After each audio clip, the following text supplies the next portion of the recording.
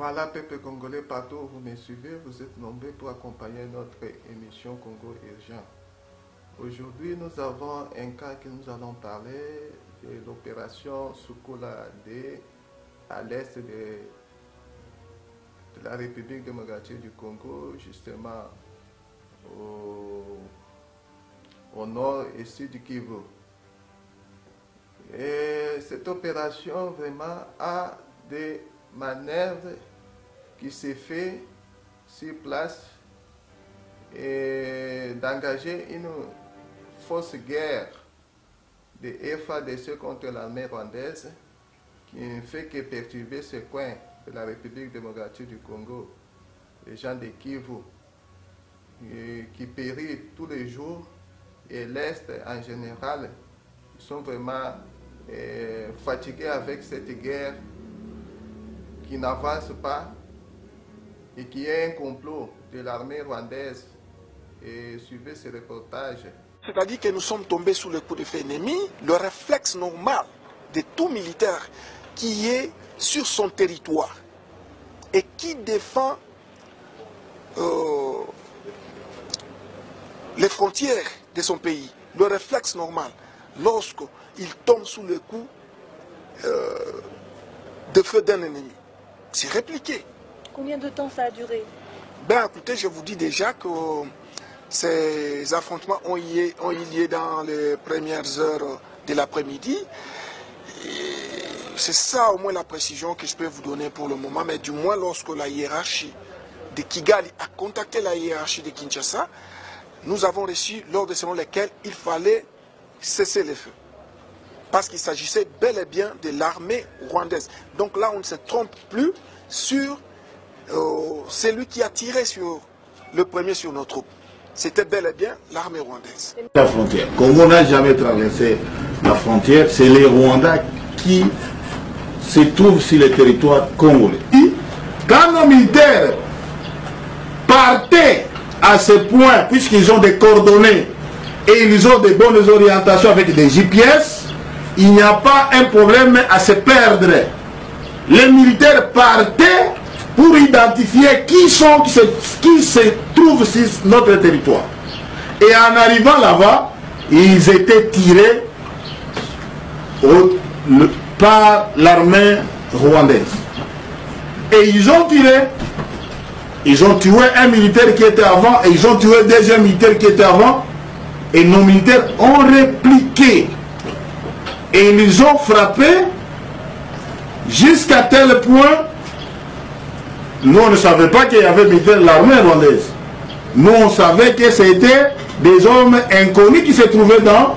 Mais quand notre feu dépasse maintenant le feu de ces gens qui étaient là-bas, c'est maintenant les militaires rwandais qui ont appelé Kigali à leur état-major de renseignement pour l'informer que la qualité, la façon dont nous voyons, ce n'est pas des groupes armés, ça c'est les FARDC.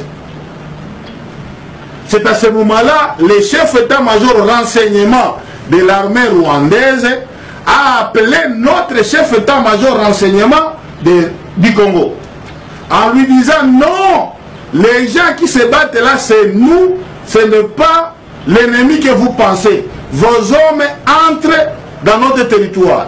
Lui aussi, à son tour, notre chef état-major de renseignement, il dit non, c'est vos hommes qui ont violé notre territoire, puisque nous avons des données. Ils ont dit non, calmez la situation, demande à vos hommes de stopper, de faire cesser le feu. Vous me comprenez très bien. C'est ça la situation. Maintenant, notre chef état-major renseignement m'a appelé et me dit, il y a de coups, il y a de faits là-bas. Ce ne sont pas les M23, ce sont des Rwandais, c'est une armée rwandaise régulière qui se trouve chez nous. Dites à vos hommes de cesser les faits. On va régler ce problème entre nous et le Rwanda. Vous me suivez? À mon tour, j'ai appelé le commandant régiment. Je lui ai dit, les hommes identifiés, ce ne sont pas les M23, ce sont de l'armée régulière rwandaise. C'est à RDF qui se trouve sur notre territoire, dont nos ordres militaires de cesser le feu.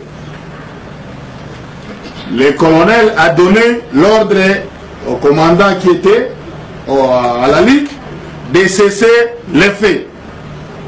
Les militaires congolais, comme ils sont disciplinés, ils ont obéi et ils ont cessé les faits.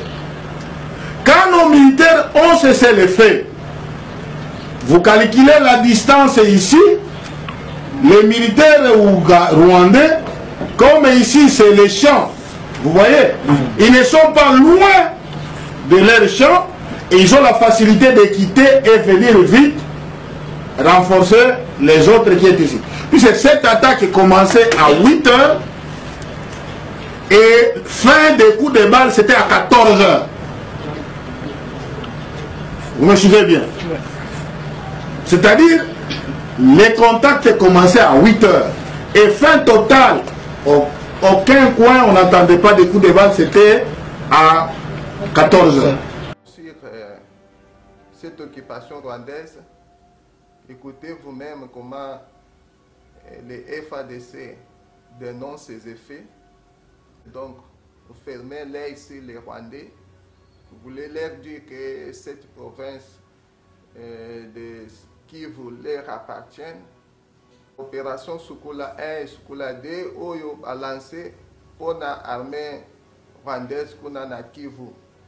Bantu wana soki bakomi ko avancer ba FADC kolonga bitumba bazozwa ba renseignement ya likolo ke batika ba Rwandais nde baza armée oyo régulière eza na mboka na biso mpona nini bango baza banguna bazokata ba frontière bazo kotungisa andeko na biso ya Kivu ya este mobimba oyo baza kuna ndenge nini biso armée na biso ezala kozwa ba renseignement ya Rwanda mpona baaffaiblir guerre batika bango bazala infiltré na kati na biso batungisa bandeko na biso bachef ya opération ya FARDC bazodénonce bacomplot wana makambo oyo ya fausse guerre oyo bazotia na mboka na biso bakosa biso te biso peuple toza éveillé toyebi na biso ke armée rwandaise esali occupation na mboka na biso depuis babimisaka baopération oyo bazosala ya basukula 1 sukula 2 oyo bazotungisaka peuple na biso bango na bango moko bazodistraire peuple na komba wana ya ba FADC oyo bato oyo baza likolo bazotinda mituna soki bakutani na barwandais batika bango. Donc bozotungisa peuple na biso boye ndenge nini otelemela likambo wana tolingi boye te peuple ye moko akomizwa en charge bamédiocre boza partout toyebi na bino ke boza wana